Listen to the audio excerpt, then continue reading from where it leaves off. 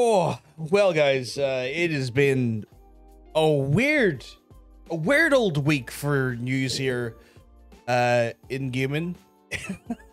Let me tell you, this is gonna be a weird one. But anyway, I want to welcome you. Hey, it's John from PvP. How are you doing, guys? Hope you had a wonderful week since last time I've seen you. Maybe I've seen you on the stream, you know, over at twitch.tv/PVG. But anyway, if you haven't checked out last week's episode, we covered some really interesting legal information relating to Sony off the back of some of the news that came off with the Apple versus Epic court case. And so if you haven't checked that out, for a primer for this week's Infobyte, we got a lot of bites this week on the one case, but you can always check that out now right over there, and then obviously come back to this video because we've got so much updates when it comes to this specific case. This has been a wild week for this court case alone. We're going to be going through some of the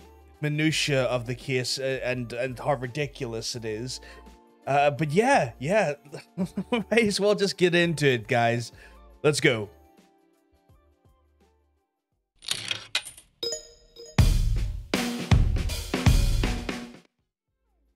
So, as I mentioned, guys, the biggest sort of case this week, or the biggest news this week, is pretty much all around this Apple versus Epic lawsuit. And Kotaku done actually a really great job of breaking down some of the documents and some of the actual hearing stuff, and pointing out some of the interesting facts that we found out about the business practices of Epic and Apple and all the actual publishers and manufacturers around that there, as well as some of the more insane things that come with this case. So we're going to go through one by one. The first part we found out is that Tim Sweeney, basically the head of Epic, was asked in the middle of a courtroom, could he point out a PlayStation 5?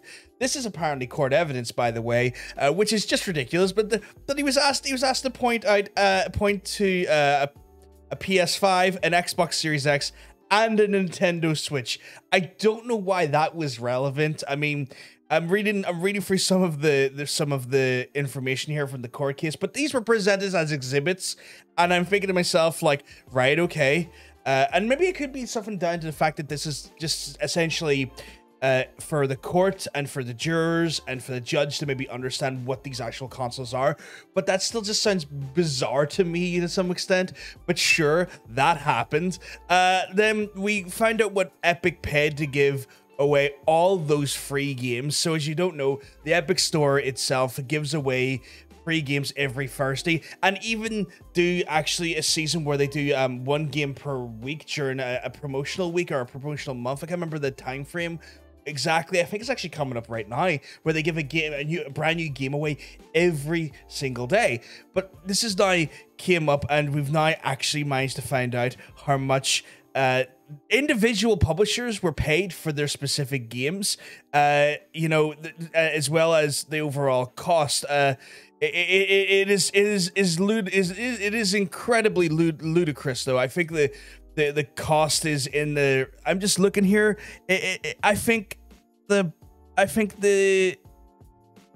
I'm looking at the document, and all the information will be done below the player. But it looks like at least 11 million in games alone, and obviously this all differs depending on the actual publisher and what they're getting paid specifically. So, for example, Subnautica, I believe, got a buyout price of about 1.4 mil, and this also breaks it down to how many new Epic accounts were created off the back of this release. So apparently there was like 804,000 new Epic accounts created off the back of that there, which was interesting. But then you also have weirdly For Honor, so a Ubisoft game, they got like 63,000 to give away For Honor for free. It only led to like about maybe a 4% rise to the Epic accounts as well. But but it's staggering. Like some of these publishers are getting paid astronomical sums for their games. Like Subnautica was probably the biggest one. On top of that, there Mutant Year Zero, apparently they had a buyout price of about 1 million. We saw that Inside got about 800,000. But then you kind of look here, and some of the indie publishers are getting absolutely screwed over, ridiculously so. Like for Rhyme, they only paid 45,000 for that there. They paid last day of June, developer 505 Games only 75,000. What, you know, Super Meat Boy only got 50,000. A game as big and as popular as Super Meat Boy, the developers only, Team Meat only got $50,000. What the hell? What the hell? Like, I mean, but Slime Rancher ends up getting Minomi Park gets 500,000. I feel like I was listening to the Jump Bombcast this week, and Jeff Gerstmann made a really great point about this here. I think these indie developers need to start getting some proper representation, because they are getting screwed over when it comes to the actual lump sums that they're being paid to have their games be given free on the Epic Store. But that's kind of interesting. So that was some information we got as well. Then we saw that Tim Sweeney, basically Epic's the head of Epic, had to apologize to Ubisoft because apparently there was a mass sort of fraudulent attack on Ubisoft when they were giving away, I believe, the copies of Division 2. It was something to do with the way they linked the Ubiplay to the Epic Store, and it led to an increase of people using fraudulent credit cards to buy Ubisoft games, which then ended up causing a major kerfuffle. And in a released redacted now document to Eves of Ubisoft, Tim Sweeney apologized for that there. So as part of the whole Epic launch store, we've seen a compromisation, or not compromisation, but a fraud attack launched on Ubisoft off the back of that, which is interesting. So in PC exclusives, now when we say PC exclusives, I mean games solely on the Epic Store itself, not on Steam or any other platforms. Apparently Epic spent 1 billion, that's right, 1 billion in PC exclusives alone in 2019, which is just, they're really trying to make the store work, and it's starting to, I guess, build. But wow, they've really sunk a small country's fortune just to get the store going. Like that's crazy. But you know, to kind of put this into context, you know, they made 9 billion on Fortnite on the platform in the 2 years since the Epic Store launched. So I guess 1 billion out of that 9 billion is not necessarily that big of a deal for them to spend when one game on their platform is creating an astronomical amount of money. It's just scary. It almost makes me want to vomit just because of how I just can't even begin to fathom that amount of money as an individual. But sure. Apparently as well, we found out that Epic paid 115 million for the Borderlands free exclusive. So specifically out of that 1 billion that was invested, I believe, in the exclusives in 2019 for the PC Epic Store, Borderlands developer / publisher ended up getting a cool 115 million of that there. So that's where a big chunk of that money is accounted for. You know, if you honestly ask me, I don't think it was worth that much, but okay.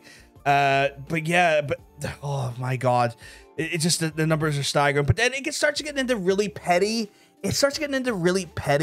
Sort of scenarios here. Like Apple at one point tried really hard to get Epic to admit that there's porn on its store. And this actually led to a 10-minute conversation in the courtroom where they tried to get Epic to admit that there's porn on the store. And it's just like, it's such a strange ploy for them to go against them on. It's like, it's This is sort of the more mudslinging side of the whole sort of lawsuit, and it's just bewildering to watch. Oh god, and then and then to get even more into like the nitty gritty of mudslinging, an Apple lawyer points out that in the Epic top 20 games on its store, it has 25 games on its top 20. I don't know why that's an issue. Like, I'm reading through some of the documents, I'm reading through some of like the information here, and again, all this information is gonna be below our player, but it's boogaloo. It's all boogaloo. Like the amount of mudslinging going on here. Apparently, I'm just going through here to see what other things. At one point, they had Apple had to ask what.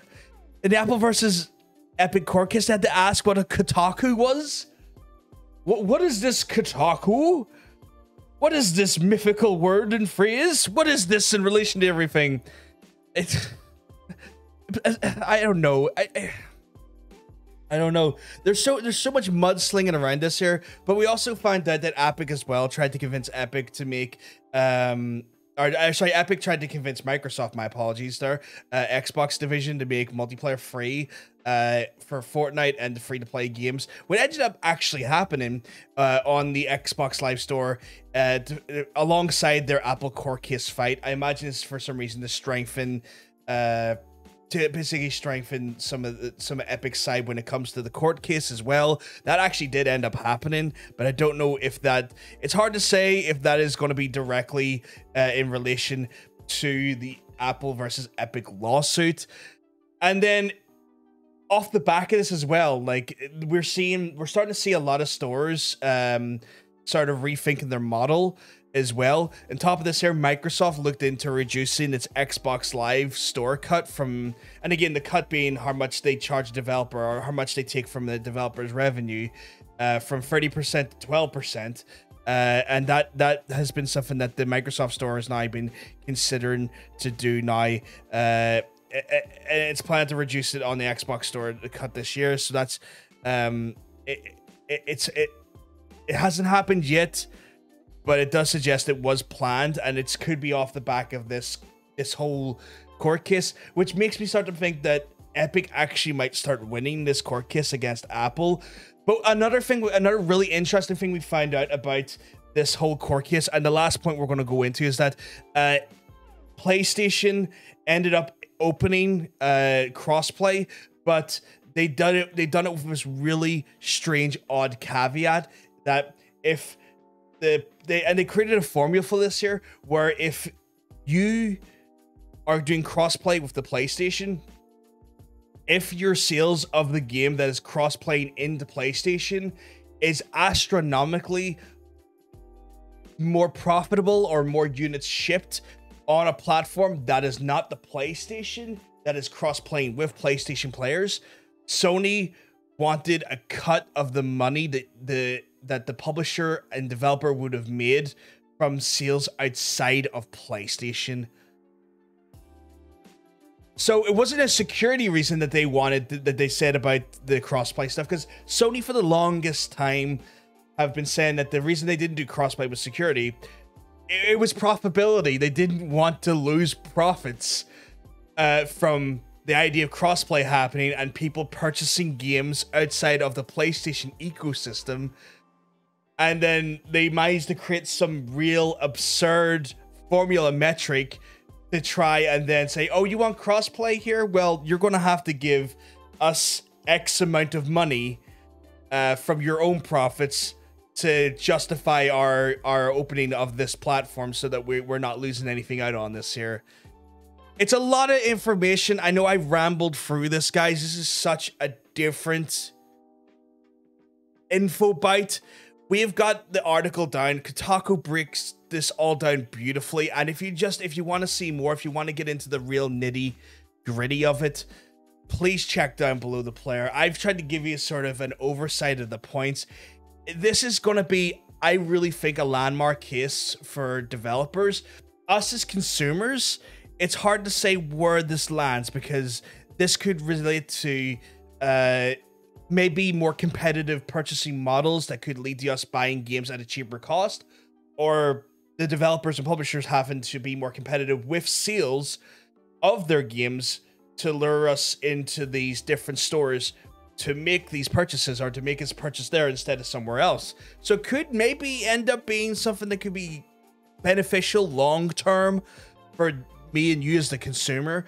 But however, I think the biggest, this is going to be a real interesting fight for developers, and I'm kind of intrigued to see how this goes, because developers have gotten shat on by their publishers, by storefronts for so long.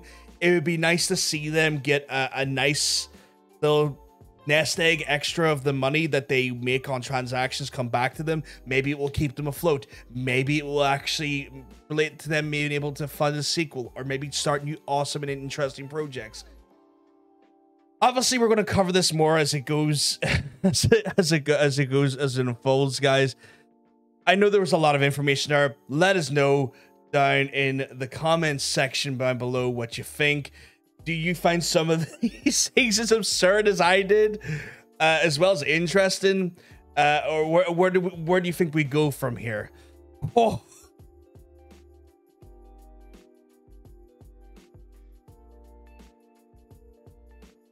So yeah, that was our that was our kind of overview of the Epic versus Apple lawsuit. It was definitely one of the biggest stories this week, and why we kind of like to do multiple different stories each week.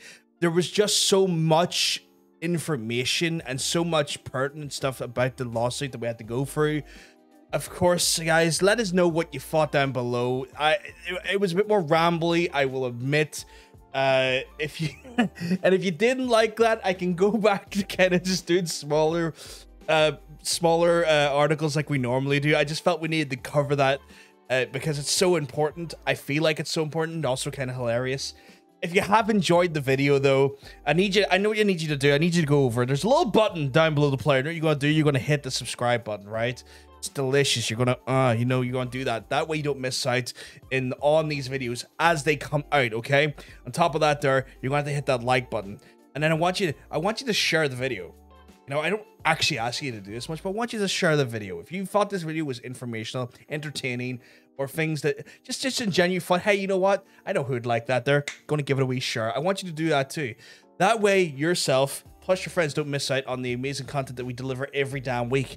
But we're not just delivering it here, guys. We got you covered over at twitch.tv/itspvg. We've got the delicious player versus player talk show where me and my beautiful heterosexual life partner, Mr. Cosmic Bacon, come in and just drop some of that entertainment and knowledge and just a bit of fun, as well as game shows on you every Friday night at 8 o'clock UK time.